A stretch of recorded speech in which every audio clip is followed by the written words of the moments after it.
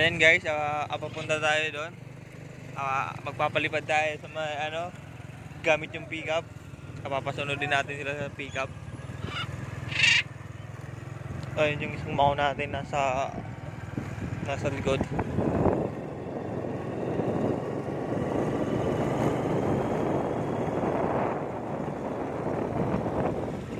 Ayan guys. Abangan natin kasi papasunod din natin sila sa pickup. Papasunod din natin sila sa pickup. Tingnan natin kung susunod. Sigaw kilata yun eh. Oo.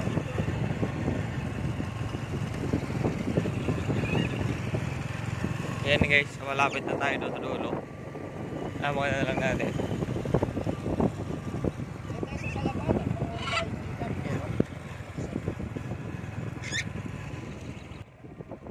Guys, alam mo yung isang natin Macau. Ayan pa daw po na rin siya.